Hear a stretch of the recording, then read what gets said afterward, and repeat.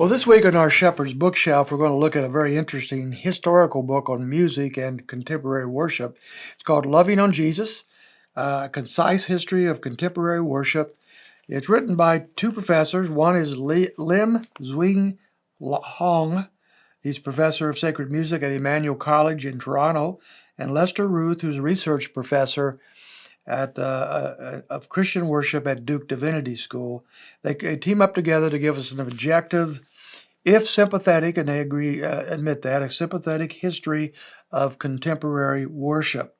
Most people think today of contemporary worship as music, and there's going to be a lot about music in this book, but the authors are broadening their perspective here to include not just music, but the whole picture of contemporary worship as we know it today. They define contemporary worship in this way. It's a story of a multifaceted worship style that within the past several decades has come to be identifiable, widespread liturgical phenomenon.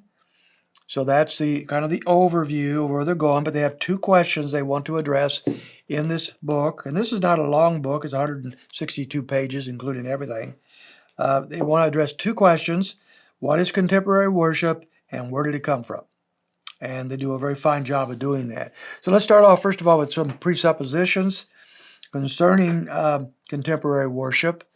First of all, contemporary worship is always identified by but three markers in particular. First of all, the setting aside of archaic English, and that probably was connected with the King James Version of the Bible. There's no accident that the contemporary worship movement is linked hand in hand with the multiplicity of translations that have started from the 60s going forward. The King James ruled until about that time, and then we've got hundreds of translations today that are more up to date. So archaic language, these and thous and so forth, is not part of contemporary worship for the most part. Secondly, worship that is relevant to contemporary concerns. It's more therapeutic. It's worship that relates to how people live and what people are concerned about, rather than more in the area of doctrine and theology. And then the third presupposition that we have to look at here is that it's an attempt to match target specific groups, to go after particular groups of people in their world, their environment, because everybody's not the same. And so it's adjusted to those groups, those target groups that contemporary worship is going after. So those things speak of it. And it says here some of the qualities of popular, especially in the musical styles, are these: extended times of congregational singing. Some of these groups sang up to 16 songs in a row, according to this book. There's a centrality of musicians on stage. There is the removal often of the pulpit, and you have the centrality of the singers and the musicians. The worship leader now is no longer a song leader. They're the worship leader, and they have, in essence, replaced the pastor and the elders as the worship leaders in a congregational meeting. So the worship is centered on the stage with the musicians and the worship leaders. That's an important mark.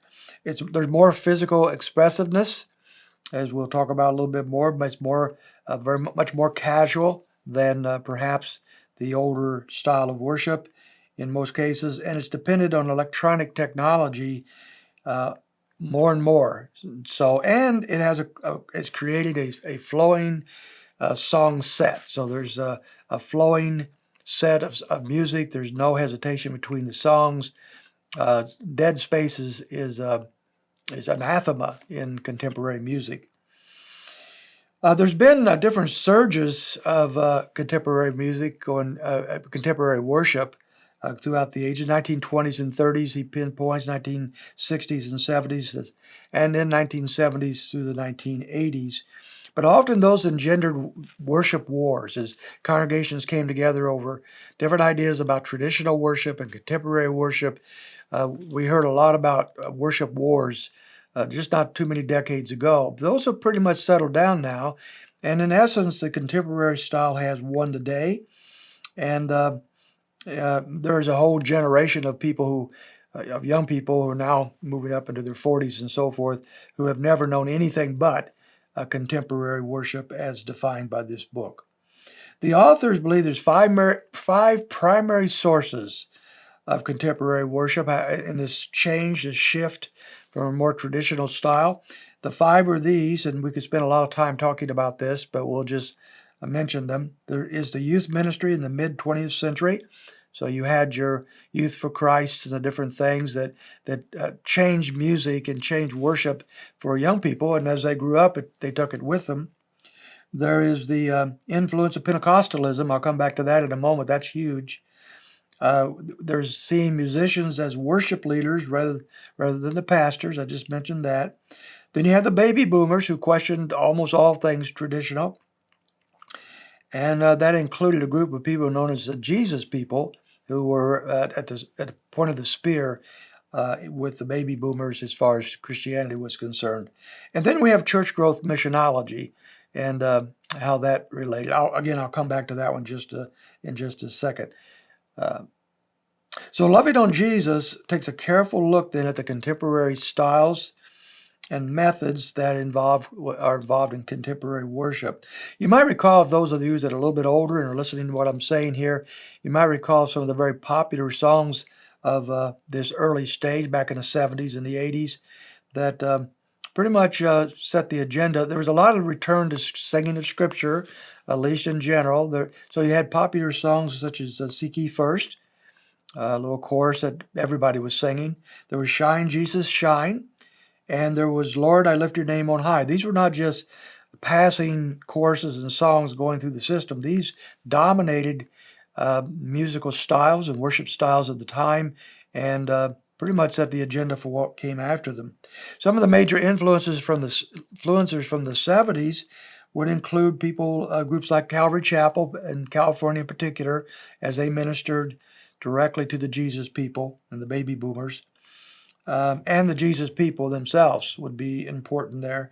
At the beginning of Maranatha music, Chris Tomlin was important at this time, as was John Wimber, the founder of the Vineyard movement.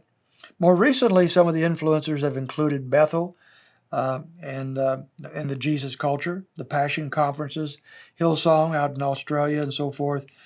These are kind of changing the contemporary scene today. We'll talk about that just at the very end here as well. The authors, as historians, do not pretend to know where the contemporary worship scene is going. They can only look at what has already happened.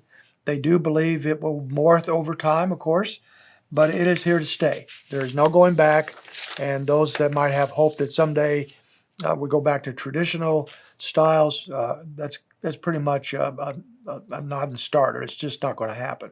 Although things will change and things will morph, but contemporary worship is here to stay. Now the book, and I think this is very important, the book details two parallel but unique sources that were at the genesis of all of this change, coming through the 60s and 70s.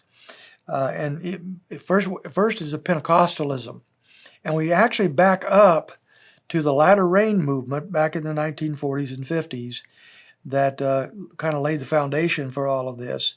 Many people who understand the Pentecostal movement kind of focus on the early years, 1900 through 1920s, and then the beginning of the charismatic movement in the 1960s and going forward. And then you have the Vineyard movement and the apostolic movement today, New Apostolic Movement. And so we know about those things. But there's this dead space in the 40s and 50s that many may have heard about but never looked into, but it is very important when it comes to contemporary worship today. And that came out mainly from a guy in the 1940s and 50s named Reg Lazell. He taught that praise worship would facilitate an encounter with God. That's very important to get. He drew on Psalm 95, some, and others did too, as their guide to worship. But he believed, a direct revelation from God, which he built his worship theology on, and that drew out of Psalm 22:3 and Psalm 100, verse 4, and that revelation came to him in 1946. And so he believed that praise and worship would bring about the manifest presence of God that people could experience. Now, in evangelical circles, you've heard of that a lot probably these days, the manifest presence of God. Well, that came out of the latter rain movement and the idea that through praise and worship, which eventually they distinguished from one another, that's another story, but that through praise and worship, you would actually encounter the very presence of God, the manifest presence of God. They had a couple models that they developed from the Old Testament. One was the Moses tabernacle model, and then there was also the David Solomon temple model. But both were doing about the same thing. They believed that these Old Testament models laid out the steps, the direction that one needed to go step by step to enter into the presence of God. So think about the tabernacle or the temple. You had the outer courts and the holy place and the Holy of Holies and the Ark of the Covenant. So there was this progression in the Old Testament worship from outside the tabernacle into the Holy of Holies. And so they believed that those were types or models that showed us how to actually enter into the presence of God step by step. And so those models were followed and taught in the Pentecostal circles with the goal, now keep in mind, it was with the goal of encountering the very presence of God. So that was done through praise and worship services, and especially praise and worship music. But the second source is a non-Pentecostal, the evangelical, more mainline evangelical church, who looked at this type of worship and realized people were being drawn to it. In their circles, their attendance was dwindling, not only in the mainline denominations, but overall.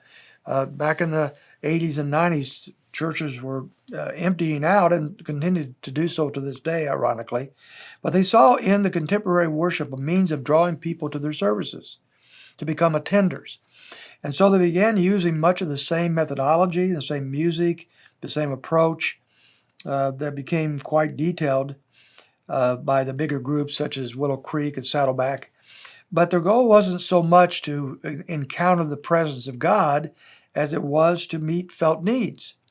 And if those felt needs could be met through this style of worship, then people would come to church. And so while both groups, Pentecostals and evangelicals, were using much of the same methodology, the same music and so forth, they had different motivations for doing so. There's a pretty good summary here on page 131 between the difference between the two. I'll read that to you. By and large, white mainline and evangelical Christians adopted contemporary worship for tactical reasons, whereas the Pentecostal approach had been to adopt the new music as a way of encountering God. These congregations tended to implement contemporary worship as a strategic way of attracting new people.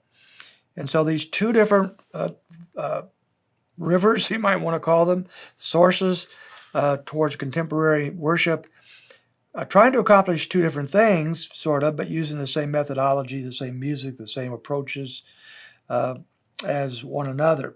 So that in the Pentecostal circles, which has grown a lot since the 40s and 50s, and in the evangelical circles that has not grown so much in some ways, but still is very prominent, you have contemporary worship that is king in both of those situations.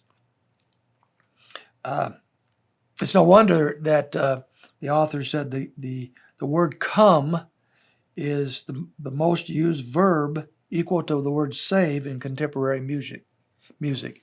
So the idea of come to experience the Lord, come and have your needs met, and these types of methodologies were helpful on that regard, supposedly. So loving on Jesus is exactly what it says it is. He does exactly what it says it would do. It's a concise history of contemporary worship. Having studied this subject and having lived through most of this period of time as well, I believe they're right on target in their overall historical approach. But there's two drawbacks to the book. One is it is a historical book, and these authors admit they're sympathetic to the contemporary worship, but they give virtually no critique whatsoever. So if a group is virtually heretical, such as Hillsong and Bethel, and they're using a contemporary worship approach. They make no mention of the problems that might entail, bad doctrine coupled with this contemporary approach. So they make no critique about that at all. So that's left to the reader. So just because it works, which is pragmatic in the evangelical church, and because it supposedly encounters a relationship or experience with God by the Pentecostals, doesn't necessarily mean it's doctrinally sound or of God. So there is no critique here of what's going on. The second drawback, and this is nothing the authors could do anything about, but it was written in 2017. So it's several years old right now. And so they can't see what is going on from 2017 to 2026. But that there's nothing, of course, they can do about that except to say it's here to stay. I will say, from my perspective, in the last decade, there has been more of a blending between the Pentecostal approaches and motivations and the evangelical approaches and motivations. You'll hear often today in the evangelical circles, supposedly non-charismatic churches and organizations, you hear a lot about the manifest presence of God and encountering God and coming into the presence of God and experiencing all that through this style of worship. So come, let us worship. And as we come to worship, we come and we encounter God. And so we find that blending of the evangelical camp and the Pentecostal camp, I believe. So that's something that authors could not see at that point, but I believe that you can recognize that if you observe that yourself.